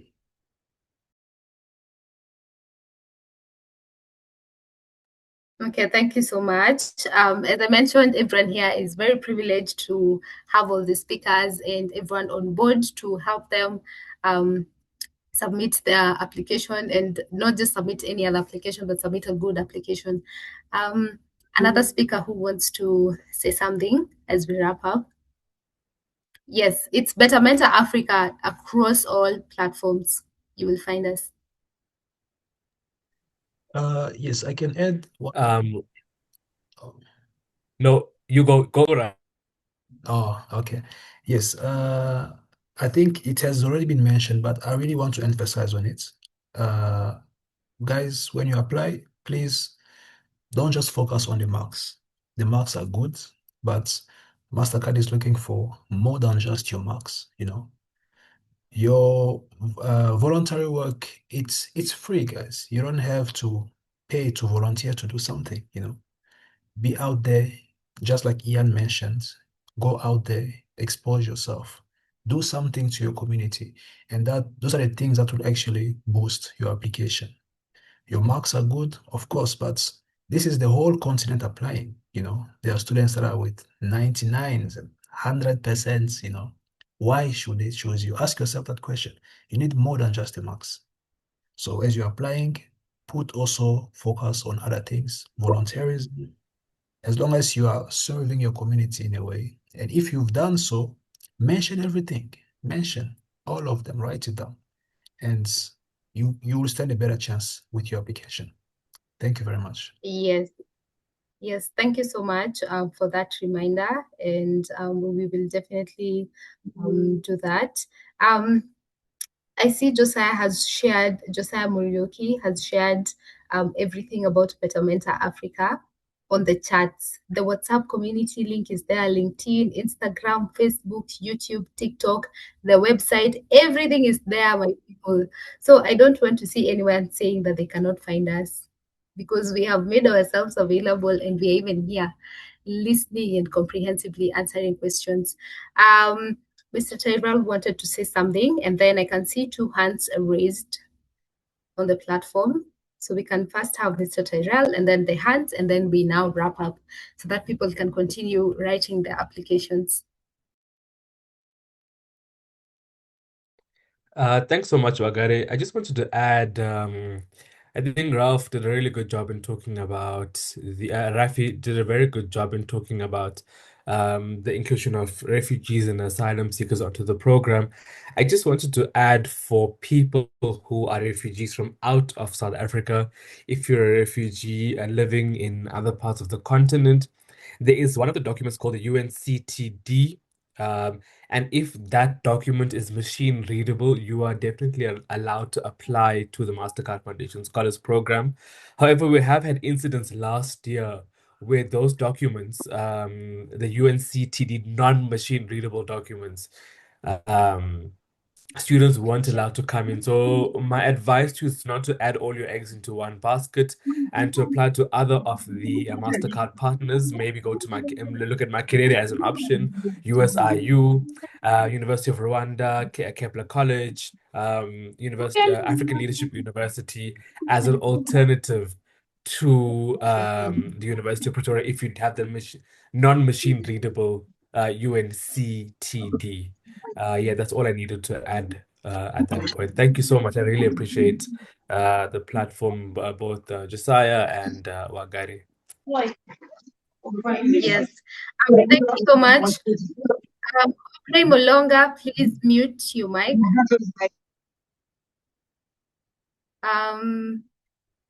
We're here having a very, very serious conversation about applications, and then you've unmuted and they're telling stories, and you've seen how people have applied. Anyways, Aubrey, you have your hand up, Aubrey Molonga.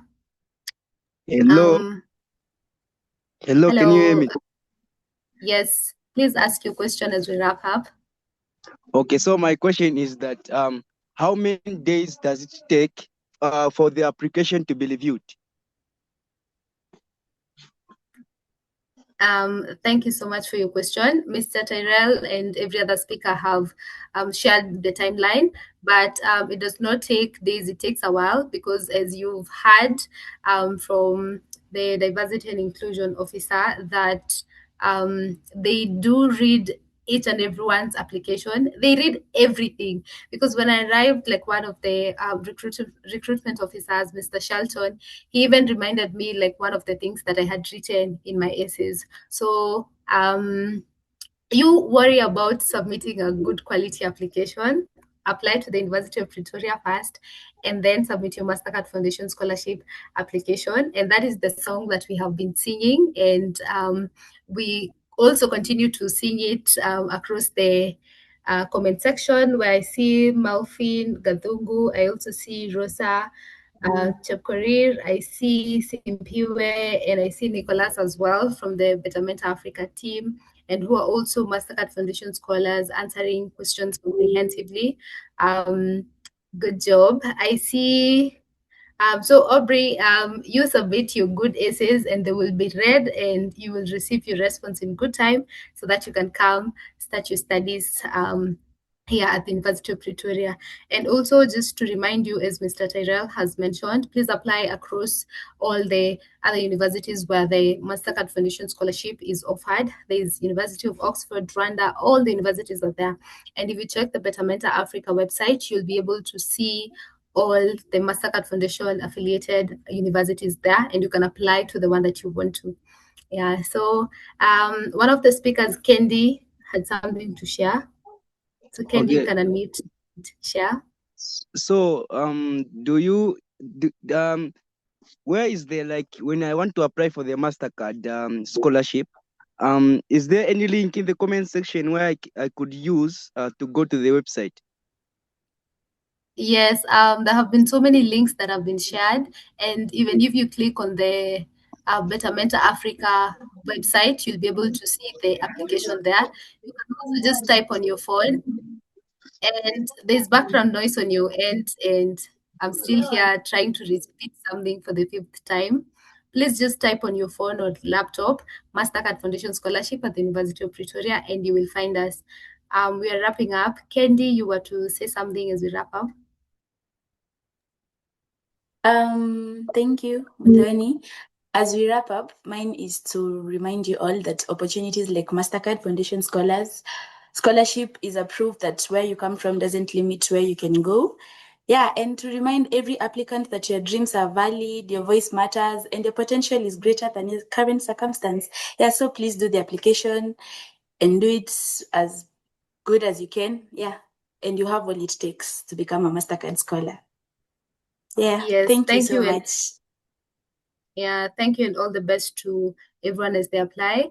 I see Malfin Gadongo has his hand raised up. He has been doing a good job in the comment section answering all your questions. He is a current Mastercard Foundation scholar. So one minute as we end. Yeah, sure. I'll be quick, Mudhoni. Thank you. There's a question in the chat that there's a question: can current UP students, that is second year, apply for the other year for the scholarship? I think the question has been asked a lot of times. Please respond.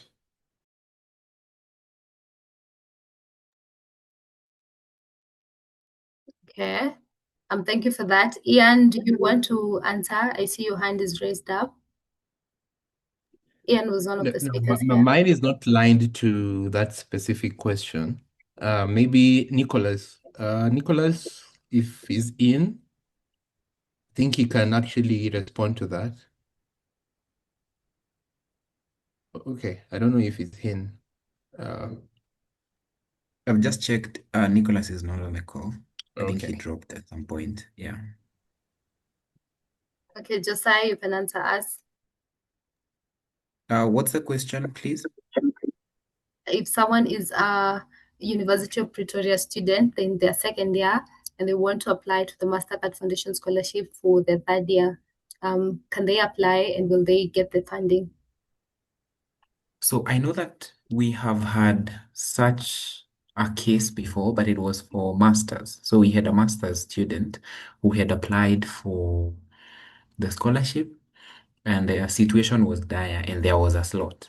So that's based on a lot of factors, really. But the ideal way is you apply at first year of undergrad, you apply at honors, and you apply at masters. So in such a case, I would not be here to say, yeah, you can get, or say, no, you can't, because I know of a scholar who has gotten a scholarship when they were halfway their journey. And there is also, I think the year before 2024, there's a time when the scholarship opened mid-year and allowed students who were actually studying at UP to apply, and they are Mastercard Foundation scholars, and some of them are actually just completing their masters now. So it means that along the way, if you are blessed enough, I don't believe in being lucky, I believe in being blessed.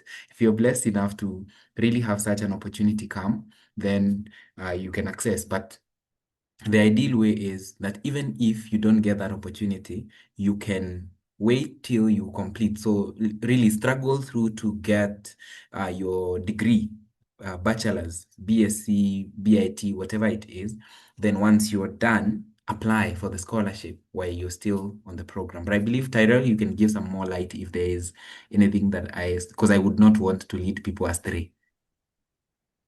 I just like to provide a bit of clarity on that. So, in terms of if you are in the system already, unfortunately, funding can't be provided to you. That's just the rules of how Mastercard wants us to run the program.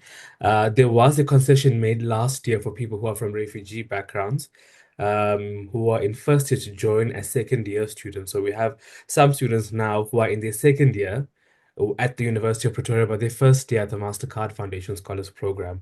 So if you are in your first year as a refugee, person who's a refugee or a student with a disability, we will consider you for your second year, and that's a concession that we've made only for people who are from refugee backgrounds and those who are living with disability. So unfortunately, as Josiah said, you'd have to push through and get to the end of your degree and then look for funding for your honors. Also, just to make it very clear that the funding for honors in the next intake of students or the next cohort of students is going to be quite limited. And so I would suggest or ask that you apply to as many universities as possible. I think we have AIMS in South Africa. We have University of Cape Town and University of Western Cape as well. So we always talk about not putting your eggs into one basket. So take our advice and apply to as many as possible. So yeah, thanks. All right. Wonderful. Yeah. And we've already brought you one step closer to applying to as many scholarships as possible by sharing the Bettermenta Africa all the platforms that you can find us, the WhatsApp community, LinkedIn, Instagram, Facebook, YouTube, and even our website, where we share all scholarships and applications and all global opportunities for you. So you have all the tools. I believe at this point you are empowered enough. Yes. So Ian, one of the speakers, has something to say. Right. So mine is I think we've not talked about a group of people who definitely they haven't involved themselves with community engagement. And we've talked about you have to involve yourself with the community, do a lot of volunteer work, but definitely the people who haven't done any of those. And mine is to tell them that actually, if you can prove that in the near future you have something substantial to prove, like actually, if you have anything in mind that will make change, maybe in a few years, you can write that down. You don't necessarily have to do it at that point in time, but you have this idea in mind that you'd want to implement that can actually work. So if you can actually storytell it very nicely, package it very nicely, then that can actually work. Thank you. Yeah, thank you so much. We've come to the end of an amazing session. Thank you so much. It was an honor to have been on the other side, and I hope everyone feels encouraged. I hope you keep applying. And as you've heard everyone mentioning, do not just apply to one scholarship or like one school. We've shared Better Mentor Africa's details across all platforms so you can find us, and we will help you to diversify your applications. Once again, all the very best, and I look forward to welcoming you on the other side. Thank you. Wonderful, wonderful. Thank you so much, Mary, and thank you to all the speakers. I think sitting and listening to the insights, I was also inspired, and I would wish to mention something very key in the application journey is destiny has no competition. So don't feel like you are competing against someone who is on this call. Actually, if you can and if you wish, share opportunities with them. I've seen that in my own journey that when I was applying to Mandela Roads, I literally shared the opportunity on LinkedIn. It's one of my most liked posts, and I applied at the same time. So don't feel like you are competing. Now I will keep information so that you will be the one who only gets it. It really multiplies if you share. So sharing means that you have a heart for the people and you care about the people that are around you. And even God sees when you're sharing with other people, so He will bless you in the end. So mine is to wrap this up and bring it to a close and say that what we were doing here is providing information. So there is a difference between an information session and a workshop. If we were at a workshop, we would have gone deep to the essays and say, this is the essay that you will be. Today, the essence of this call was inspiration and information. Two things, inspiration and information. And then from there, you get to the work. So you get to look into the activities that need to be done. I know there are those who have already applied to the University of Pretoria. Apply as soon as possible because the university starts to share admissions and rejection letters by around end of May to June. They will already have started to share admission letters and rejection letters so that you can know your fate early enough. In Swahili, we say mapema ndio best. So you get that information as soon as possible, and then after that, you've gotten the way forward. And don't wait for the admission for you to apply for the scholarship.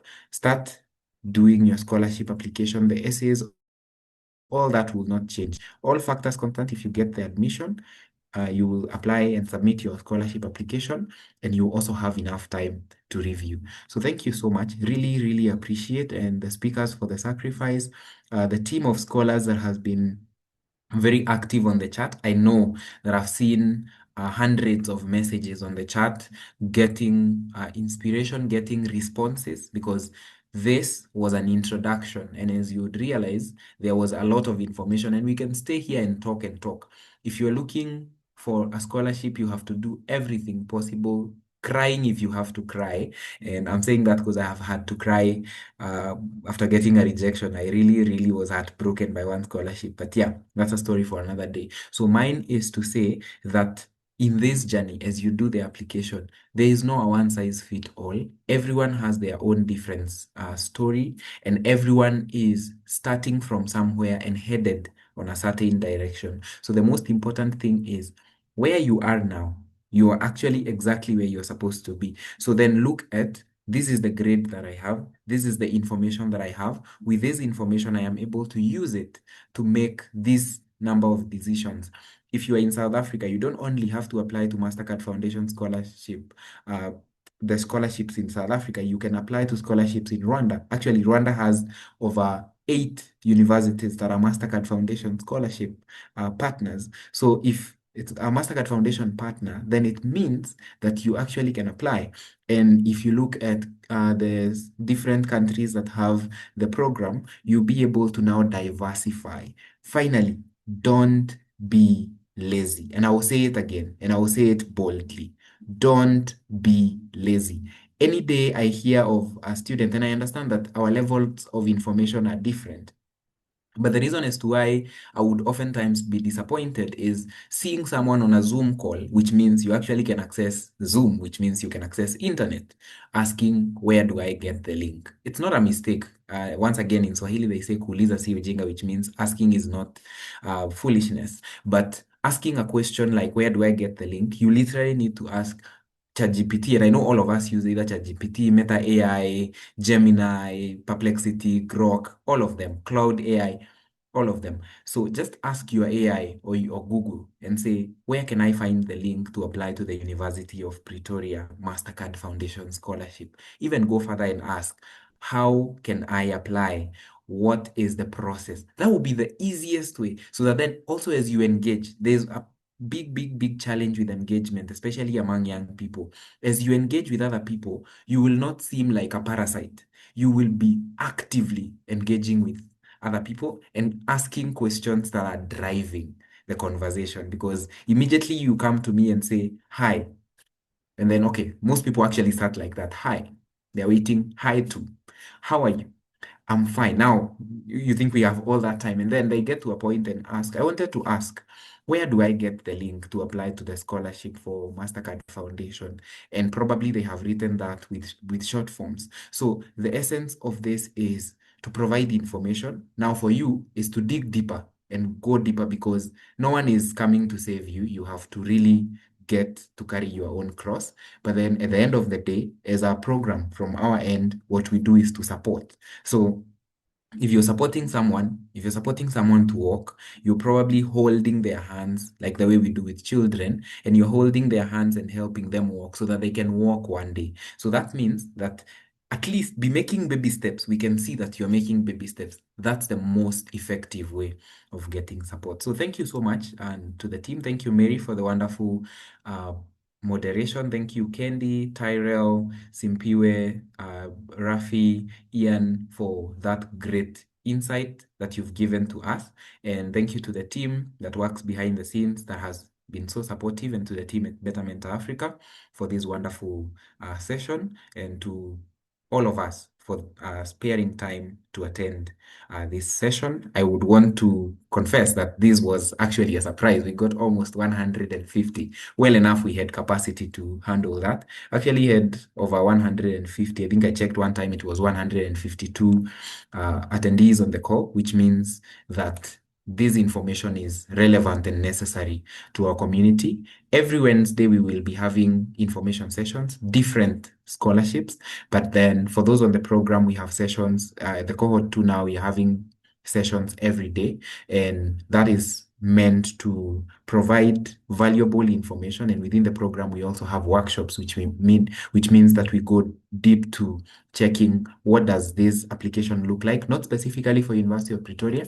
We do all other applications, and the guidance is because to whom much is given, much is expected. And so our aim is to pass the baton. So thank you so much, and have a great evening, a great day if you're joining and it's morning your time. Wishing you all the best, and have a wonderful day. I mean, night ahead. It's still day because a day has 24 hours. Yeah, but have a great rest of your day, and please submit on time. Thank you. Goodbye.